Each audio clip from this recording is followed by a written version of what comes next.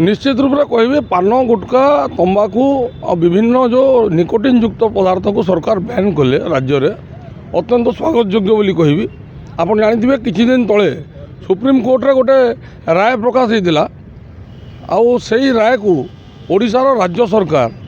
त्वरान्वित करी राज्य में गुटखा पान मसला तंबाकू एवं विभिन्न प्रकार निकोटिन युक्त पदार्थ को राज्य सरकार बैन कले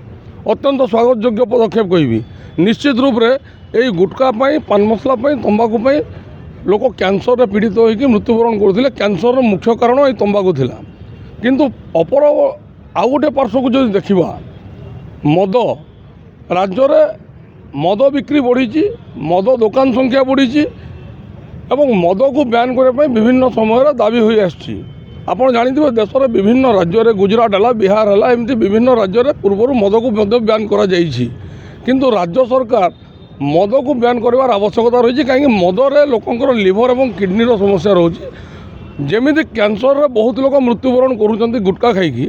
मदरे ताठू अधिक लोक लिवर और किडनी समस्या सामना करुँच मृत्युवरण करुँच। तो राज्य में मद मृत्यु संख्या बहुत संख्यार बहु मात्रा वृद्धि पाई मद को राज्य बैन कर आवश्यकता रही किंतु विभिन्न महल चर्चा हुए सरकार को बेसी टैक्स मदरू मिले कौन टैक्स मिलूँ बोली आम लोकों जीवन को विपद पकईकि आम टैक्स नवा कि ये प्रश्न उठूँ राज्य सरकार जदि गुटखा पान मसला तंबाकू को बंद करुँच राज्य में ता अत्यंत स्वागत योग्य पदक्षेप किंतु तत्सहित राज्य सरकार मद को राज्य बैन कर मदमुक्त ओडिशा तैयारी करवा तांकर दायित्व रही। निश्चित रूप से आम आपण चैनल माध्यम राज्य सरकार को निवेदन करूँ आगामी दिन में यथाशीघ्र ओडिशा को मदमुक्त करूँ एवं मद को राज्य संपूर्ण रूप बैन करूँ। तत्सहित आ गोटे निवेदन रो गुटखा पान मसला छोट छोट पान दोकानी माने व्यवसायी माने जो बिक्री कर चढ़ाऊ न करी जो जगार यही सब जिन जो कारखाना से बंद कर आवश्यक रही जदि आपण मैंने रेड कर चेकिंग कर फाइन व्यवस्था रखुं से कारखाना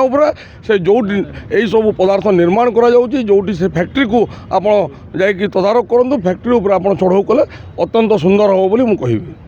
विभिन्न महल चर्चा हो मदरू सरकार को अधिक टैक्स मिलूँ सरकार मद को सस्ता कर मद काउंटर संख्या बढ़ाई आपड़ देखिथे विगत दिन में जो काउंटर गुड़िक बंद होता जो अंचल काउंटर गुड़िक बंद था से अंचल पुनर्बार मद काउंटर पुणी आरंभ हो सरकार को यही पदक्षेप को आम निंदा करुचु। सरकार यथाशीघ्र ओडिशा को मदमुक्त करूँ। विशेषकर आम पूर्व दिन में भी आम डिमांड थिला पुरी शहर को संपूर्ण रूपे मद निशा एवं आमिष